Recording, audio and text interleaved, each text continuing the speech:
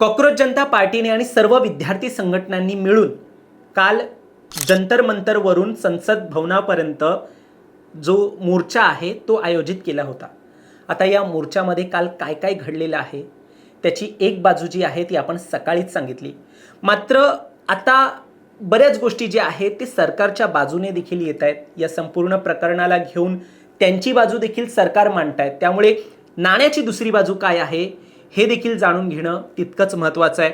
आता सकाळीच एक राजकीय नेते आहेत, त्यांची प्रतिक्रिया आहे की आंदोलनात स्वार्थ साधणारी लोक देखील घुसली आहेत। आता नेमकं याचा अर्थ काय आहे आणि एकूण या आंदोलनामध्ये सरकारच्या बाजूने काय काय त्यांना देखील काय काय गोष्टी जे आहेत ते बेर करावे लागलेले आहेत ते सगळं आपण या व्हिडिओच्या माध्यमातून जाणून घेऊया। दरम्यान तुम्ही चॅनलवर नवीन आलाय तर लगेच सबस्क्राइब करा प्राईम टाइम महाराष्ट्राला, कारण असे महत्त्वपूर्ण अपडेट्स, नाण्याची एक बाजू आम्ही सांगितली, दुसरी बाजू देखील अशाच प्रकारे सांगत असतो, त्यामुळे सबस्क्राइब करायला विसरू नका। माझं नाव ओमकार साळवी आणि या विषयाला आपण सुरुवातीपासून सुरू करूया। तर एकूण काल ज्याप्रमाणे जंतर मंतरवरून संसद भवनापर्यंत मोर्चा निघाला, त्यानंतर पहिला तर ही गोष्ट क्लिअर करायला लागेल की या आंदोलनाची परवानगी नव्हती। आंदोलनाची परवानगी नव्हती। तुम्हाला ठिय्या आंदोलन करायचंय जंतर मंतरवर तर तिकडे करा, मात्र संसद भवनावरती धडक मोर्चा करू नका, कायदा सुव्यवस्थेचा प्रश्न उपस्थित होईल हे अगोदरच सांगण्यात आलं होतं। एकूण यावरती कायदेशीर बाब जी आहे ती पत्र स्वरूपात शेअर झाली नाही झाली यावरती कुणीच अजून अधिकृतरित्या स्पष्टीकरण दिलेलं नाहीये। मात्र कॉकरोच जनता पार्टी म्हणाली होती की आमचं संसद भवनावरची जो धडक मोर्चा आहे तो होणारच, अशा स्वरूपाची त्यांची भूमिका होती। एकूण या सगळ्यानंतर त्यांच्याकडून बरेच आरोप जे आहेत ते पोलीस कसे एकूण या संपूर्ण प्रकरणाला घेऊन दडपशाही करण्याचा प्रयत्न करतायत, कसा ट्रक आणतायत किंवा फुटलेल्याच गाड्या तिकडे उभ्या करतायत असे देखील आरोप झाले।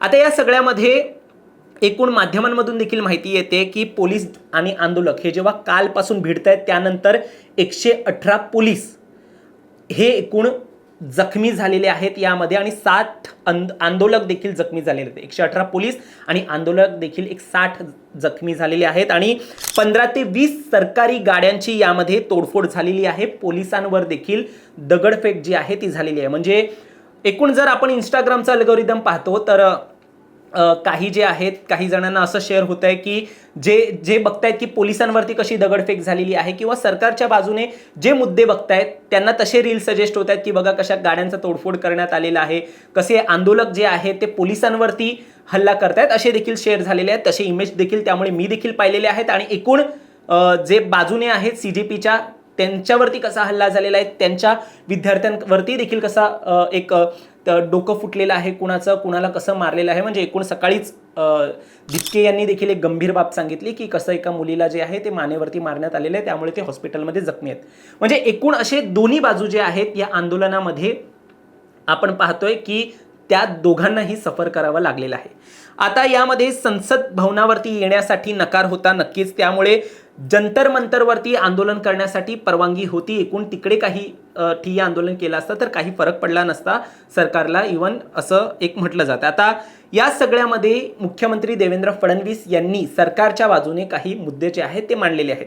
मुख्यमंत्र्यांनी काय म्हटलेलं आहे तर दिल्लीतील आंदोलनात अनेक राजकीय पक्ष आपली पोळी भाजून घेण्याचा प्रयत्न करत आहेत।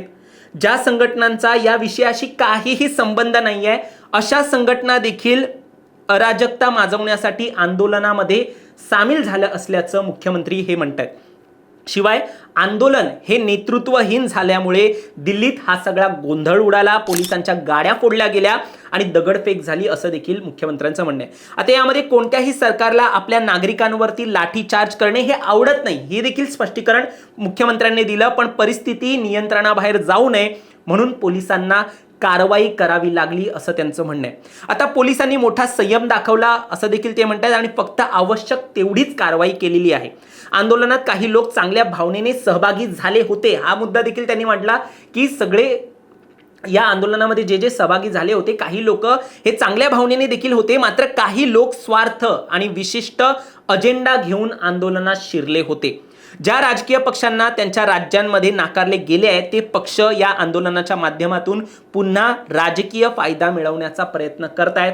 अशा प्रकारे एकूण मुख्यमंत्री देवेंद्र फडणवीसांनी या आंदोलनाच्या नाण्याची दुसरी बाजू देखील सांगितलेली आहे. आता जखमी विद्यार्थ्यांच्या भेटीसाठी जे.पी. नड्डा हे आज सकाळी गेलेले पाहायला मिळालेले आहेत. त्यामुळे एकूण ही भेट जी आहे कशी प्रवक्त्यांबरोबर CJPच्या जे.पी. नड्डा यांच्याबरोबर झालेली ही माहिती आपण सकाळी दिली. त्यानंतर आज जे.पी. नड्डा हे स्वतः हॉस्पिटलमध्ये देखील गेले, जिकडे विद्यार्थी जखमी झाले होते त्यांना भेट देण्यासाठी गेले. आता या आंदोलनाला महत्त्वाचा प्रतिसाद म्हणजे राहुल गांधी यांनी आज दिलेला आहे. ते स्वतः जंतर मंतरवरती गेले, दिपके यांना भेटले. त्यानंतर त्यांनी प्रधानमंत्री यांच्या निवासस्थानाबाहेर जाऊन ठिय्या आंदोलन केलेलं आहे.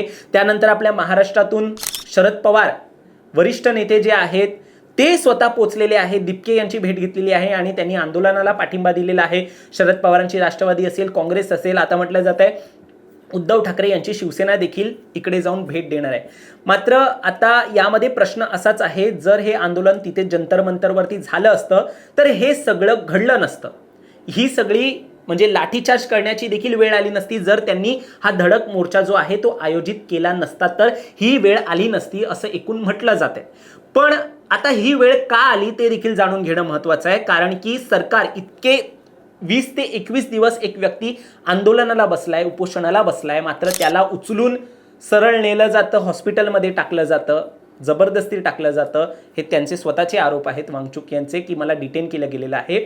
तर अशा पद्धतीने जेव्हा केलं जातं त्यानंतर हे असे आंदोलन उभारणं हे CJPसाठी महत्त्वाचं वाटलं. कारण की त्यांना सरकारचं लक्ष जे आहे ते आपल्याकडे वेधायचं होतं. कारण की आतापर्यंत सरकार जे आहे ते चर्चा करायला देखील येत नव्हतं असं त्यांचं म्हणणं आहे. या माध्यमातून ॲटलिस्ट सरकारने चर्चा करण्यासाठी तरी मुद्दा उपस्थित केला असं म्हटलंय.